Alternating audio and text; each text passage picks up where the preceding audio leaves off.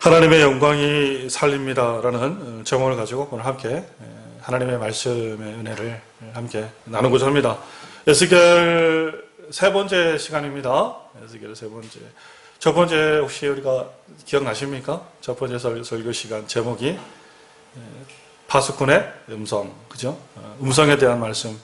하나님께서 파수꾼을 세우시고 그 입술에 하나님의 입술 가운데 말씀을 두셔서 우리를 또 교훈하시고 우리에게 말씀하게 하신다라는 그 첫 번째 시간을 우리가 살펴봤습니다. 하나님께서 파수꾼을 세우셔서 말씀하시는 목적이 무엇에 있다? 우리를 살리기 위해서 그렇다라는 거예요. 할렐루야. 감사합니다. 우리 성도님들 자꾸 까먹으셔서 자꾸 까먹으셔야 돼요. 자꾸 까먹으시고 해야 제가 할 말도 자꾸 생기고 그러니까. 두 번째 시간은 뭐였죠? 저번 시간이었으니까 조금 더 좀 쉽게 생각나실 것 같은데 에스겔 골짜기 마른 뼈들이 살아나는 거 기억나시죠? 마른 뼈가 살아나는 거. 그래서 살리시며 회복하시는 하나님의 거룩한 은혜를 우리가 살펴봤고 또 하나 우리가 무엇 봤죠? 하나님의 절대적 주권. 그죠? 그래서 살고 죽는 것은 누구에게 달렸다? 주님께, 하나님께 달렸다라는 거예요. 자, 따라해봅시다. 살고 죽는 것은 하나님께 달렸습니다. 근데 걱정 붙들어 메고 사시라 그랬어요. 걱정은 하나님께 내어 맡기라 그랬어요. 내어 맡기라 그랬습니다. 아침들을 다들 안 드시고 오셨나 오늘. 걱정은 하나님께 다 내어 맡기시라 그랬어요. 그래서 죽고 사는 것은 하나님이 달린 문제이기 때문에 우리가 사실 세상 살아가면서 걱정하고 근심하는 것들이 이게 우리가 해결할 수 있는 것들이 사실 없다. 그래, 오늘을 사십시오. 오늘을 사세요. 내일 10년 뒤에 20년 뒤에 아유 어떻게 하냐 그러지 말고 지금 하나님 앞에 열심히 살고 하나님 앞에 인생에 주권을 내어 맡기고 하나님 되심을 우리가 인정하면은 하나님께서 우리의 삶에 인도자 되신다. 그래서 마른 뼈가 살아나고 소생하듯이 우리의 삶을 하나님께서 소생시킨다라는 점을 가지고 두 번째 시간 나눴습니다. 하나님의 일편단심은, 주님의 일편단심은 우리 성도님들이 좀 제발 좀 믿음을 가지고 살았으면 좋겠다라는 그 마음이실 겁니다. 무엇을 가지고 살아라? 한 사람 한 사람 마음속에 좀 하나님의 아버지가 보시기에 합당한 믿음을 가지고 좀 살아갔으면 좋겠다. 하나님은 우리를 향한 오직 한결같은 그 마음이실 것 같아요. 우리의 일편단심은 뭡니까? 하나님 믿음 안에서 우리가 살다가 마지막 날에 하나님 나라에 구원받는 백성으로 하나님께서 기억하는 백성으로 우리가 천국에 이룰 수 있는 것, 이것이 우리의 일편단심이라는 거예요.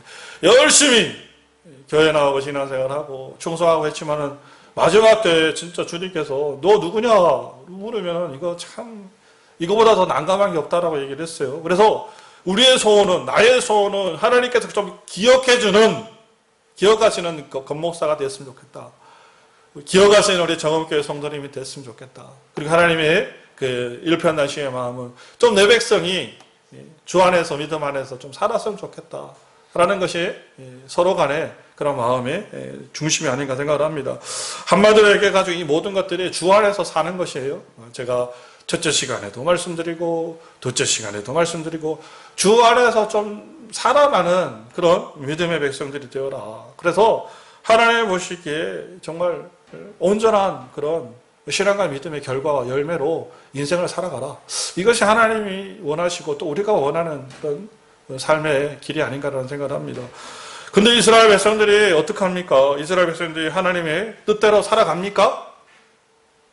이스라엘 백성 하나님의 뜻대로 살아가지고 우리 성도님들을 향해서 한번 물어봐야겠습니다. 우리 정읍교회 믿음의 성도님 하나님의 뜻대로 그 일편단심을 이루며 살아가십니까? 아멘 하셔야죠. 뭐 결과야 하나님이 책임지시던 일단 나는 아멘 하고 보는 거예요. 그냥 믿습니다. 믿습니다 하고 보는 것이죠. 나는 그냥 모르겠습니다. 하나님 어떨지 모르겠지만 열심히 그냥 살아갈랍니다. 믿음 안에 살아갈랍니다. 그냥 주장하십시오, 하나님 앞에.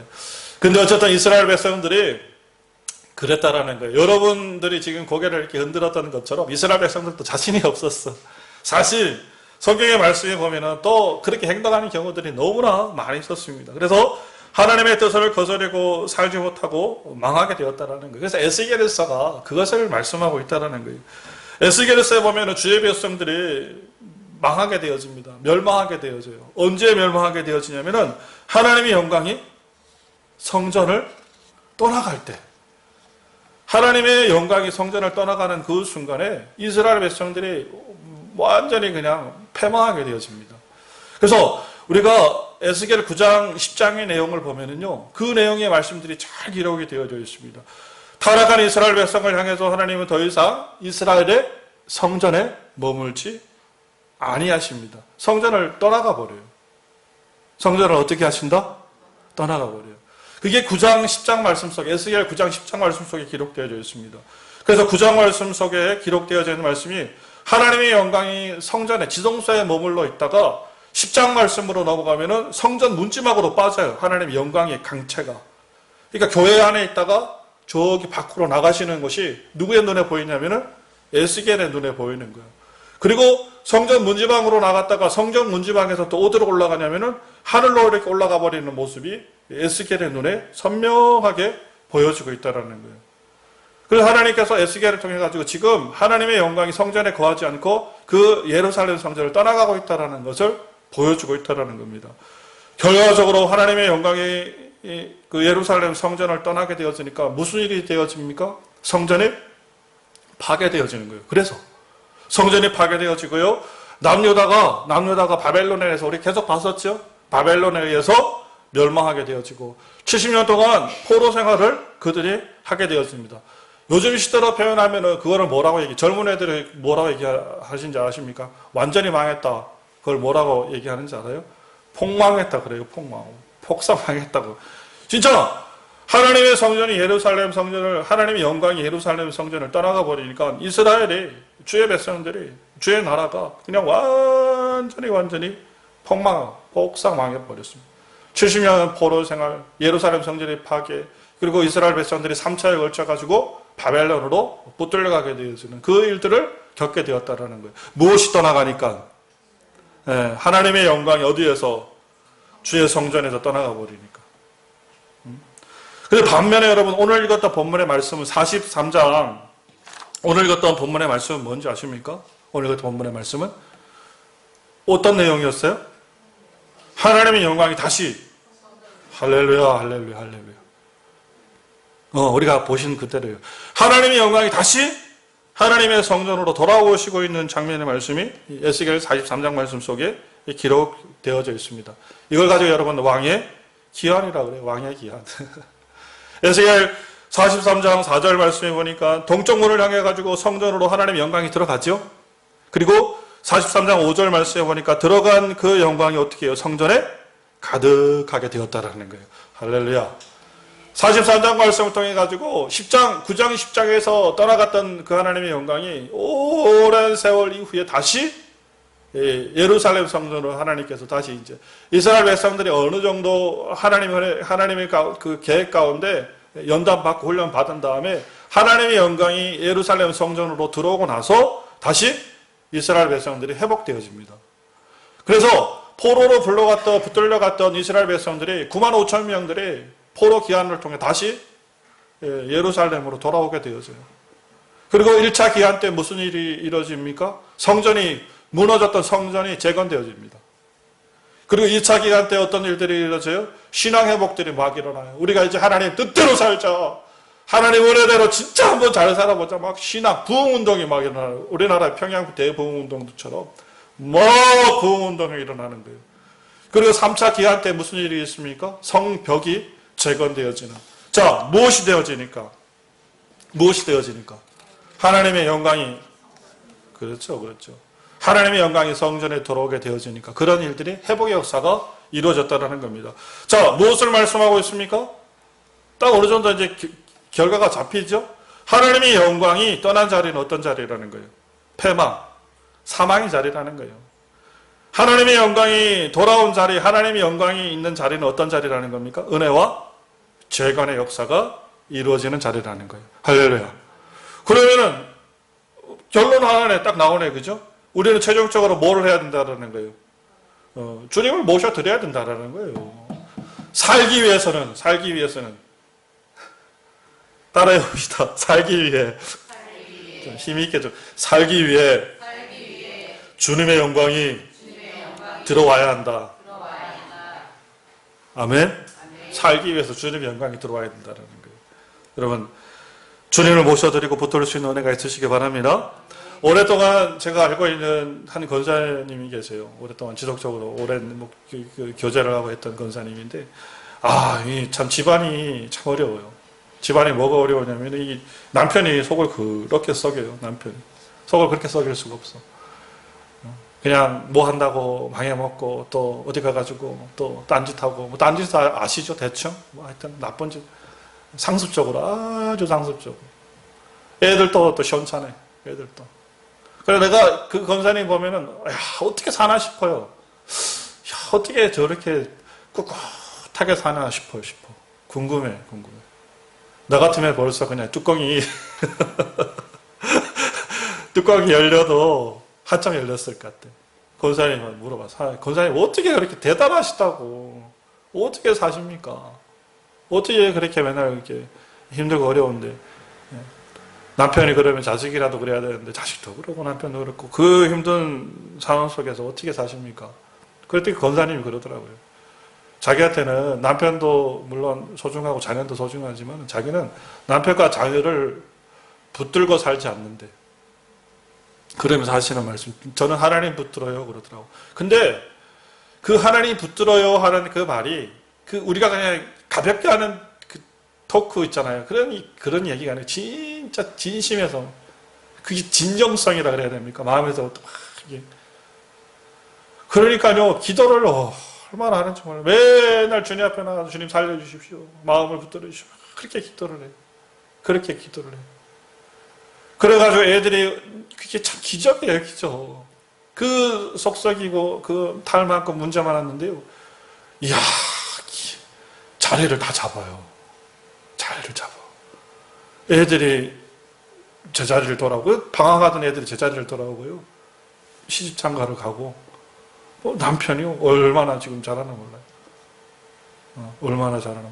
집안을 그냥 그 권사님이 콱 움켜잡고 콱 움켜잡고요, 그렇게 든든하게 살아가요. 가정에 다 제자리를 돌아오더라니까요. 그 권사님이 하셨던 말씀이 그거예요. 나는 남편도 붙들지 않고 자식도 붙들지 않아요. 뭐를 붙든데? 하나님 붙들고. 여기도 아마 그러신 분들이 있지 않을까 싶습니다. 지금까지 살아온 인생이 오직 하나님 한 번 붙들고 살아온 인생이라고 고백할 수 있는 그런 분들이 저는 틀림없이 있다고 생각을 합니다. 그러면 우리가 붙들고 살아가야 되는 것이 뭐냐라는 거죠. 하나님이 떠난 그 자리는 어떤 자리다? 망하는 자리예요. 주님 붙들고 살아가면은요, 진짜 답도 안 보이는 것 같고, 진짜 뭐 빛도 안 보이는 것 같지만은 결국 하나님께서 제자리 잡게 하신다니까요. 많은 사람들 제가 만나봤잖아요. 근데 여러분, 우리 성도님들한테 제가 고백했죠. 그래도 행복하게 살아가는 사람들이 누구나 예수 붙들고 살아가는 사람이에요. 저는 확신 있게 말할 수 있습니다. 정말 확신 있게 말할 수 있습니다. 예수 붙들고 살아가는 사람, 그 예수로 인해 가지고 하나님께서 다 모든 것들을 회복시켜 주시고 하나님께서 가운데 은혜 주신 것을 제가 너무나 많이 봤기 때문에, 힘든 거는 예수 믿는 사람이나 믿지 않는 사람이나 똑같이 찾아오더라고요. 가끔 어떨 때로 보니까. 어떨 때는 예수 믿는 사람에게 더 환난 오는 것 같아, 심지어는. 근데 우리는 하루살이 인생 아니잖아요. 단기 인생 아니잖아요. 근데 그 결과가요, 끝이요, 달라요. 우리가 힘든 인생 속에서, 어려운 힘든 인생 속에서 이 목사가 하는 여러분, 이 진정한 여러분, 그 믿음의 고백들을 우리 성도님들 제발 믿어주시길 바랍니다. 예수 붙들고 살아가시길 바라요. 주님의 영광이 임하게 되어지면 살게 되어진다.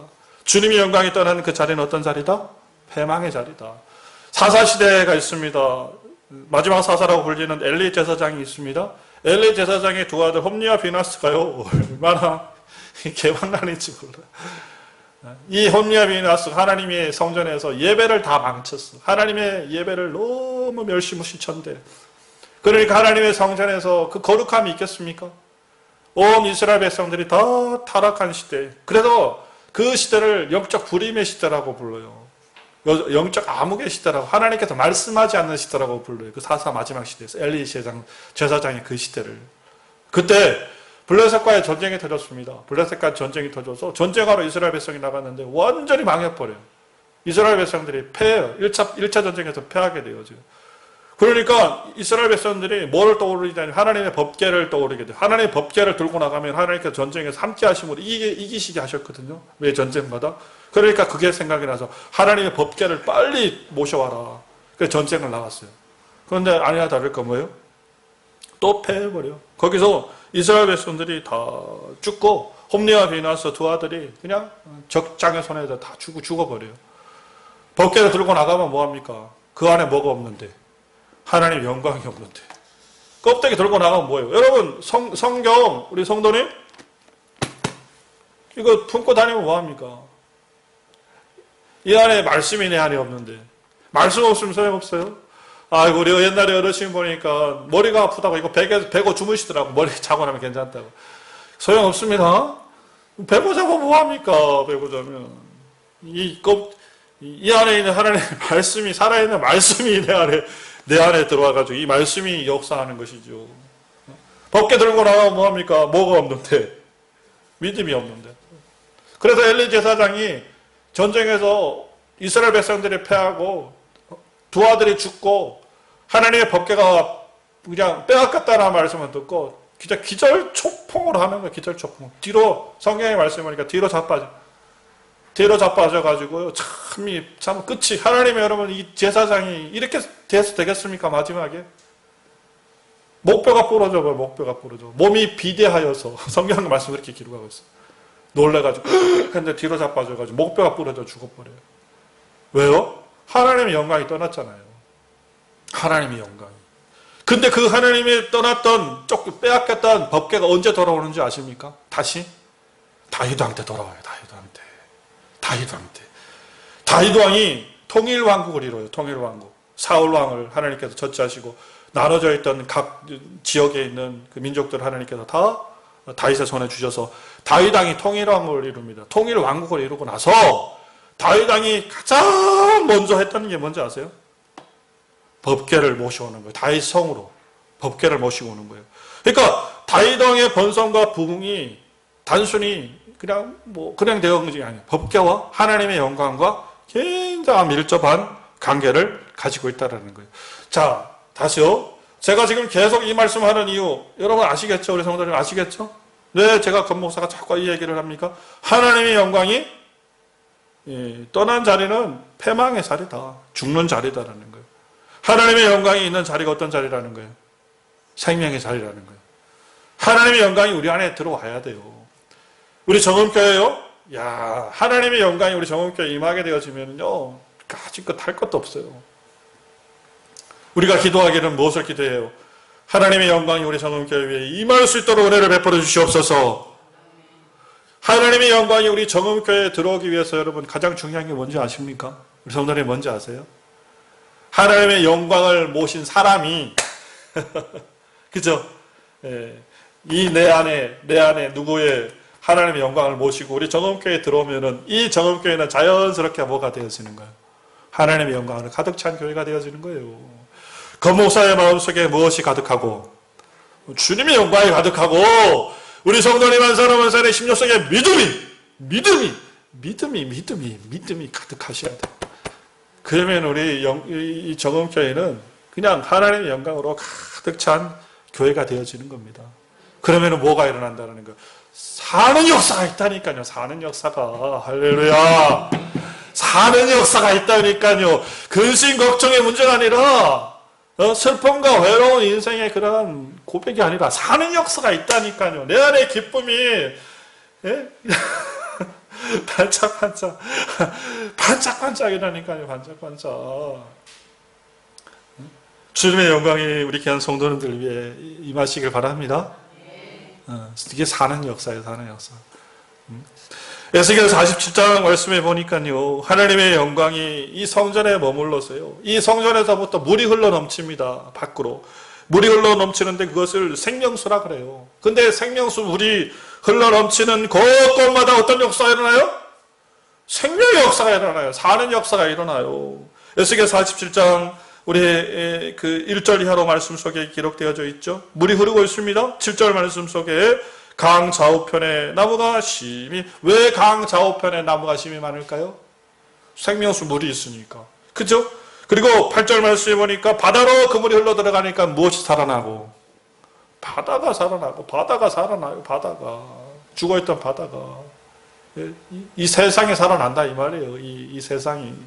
그리고 9절 말씀 우리 다 같이 한번 읽어볼까요? 9절 말씀, 이 강물이 시작, 이 강물이 이르는 곳마다 번성하는 모든 생물이 살고 또 고기가 심히 마르느니 이 물이 흘러 들어가므로 바닷물이 되살아나겠고 이 강이 이르는 각처의 모든 것이 살 것이며, 할렐루야, 모든 것이 살 것이며, 하나님의 영광이 이르니까요, 그 생명수 강물이 흐르니까요, 모든 것이 살아나는 역사가 이루어진다라는 거예요. 하나님은 여러분 모셔드리길 바랍니다. 이 권목사가 정말 간곡히 믿음을 해서 여러분 기도하시기 바래요. 우리 믿음이 뜨뜻해지거나 하면 안 돼요. 믿음이 하나님을 여러분 불신하고 믿지 않으면은 잘 되는 것 같죠. 그렇지 않아요. 우리의 인생이 여러분 70이고 80이에요. 그죠? 하나님의 나라 가운데 이 세상의 것을 우리가 끝난다고 생각하시면 안 됩니다. 우리가 주 예수 그리스도를 향한 그 믿음의 역사가, 그 영광이 우리 안에 들어올 때에 우리가 살아날 수 있다는 거예요. 자, 마지막 이제 저를 한번 보시고 노크하십니다. 누가 노크해요? 권목사님이 노크하시네요. 하나님 노크하십니다. 문 두드리셔요. 노크하셔요. 열으세요. 모셔드리셔야 됩니다. 생명을 여러분 선택하셔야 돼요. 생명을 선택하셔야 돼요. 우리가 예수를 믿음으로, 우리가 그리스도 예수의 그 은혜 가운데 삶으로 우리의 삶 속에서 정말로 행복하고 감사한 인생들 누리며 살아봐야 되지 않겠습니까? 하나님의 복된 그 은혜의 축복을 누리며 살아봐야 되지 않겠습니까? 평강 주시는 그 은혜의 삶으로 우리가 살아봐야 되지 않겠습니까? 하나님의 영광이 임하는 그곳 정원교회 살아날 줄 믿습니다. 하나님의 영광이 임하는 우리 성도님의 심령 살아날 줄 믿습니다. 하나님의 영광에 이르는 우리 가정, 자녀들의 삶에 형통함이 있을 줄 믿습니다. 하나님의 영광이 이르는 직장, 살아나는 은혜가 있을 줄 믿습니다. 자, 가장 핵심적이고 가장 본질적인 것은 오직 뭐다? 하나님, 주 예수 그리스도를 우리 마음속에 모셔드리는 거예요. 그렇지만 여러분, 이것이 가장 원론적이고 가장 기본적인 것이지만 가장 중요한 신앙의 핵심이라는 거예요. 주님을 모시며 살고 주님이 떠나는 그 자리는 죽음의 자리라는 거. 에스겔 오늘 본문 43장 말씀을 통해서 우리는 꼭 깨닫고 주님 예수 그리스도를 모셔드릴 수 있는 거룩한 은혜의 복들이 충만한 우리 정업교회 믿음의 성도님 다 되시길 바랍니다.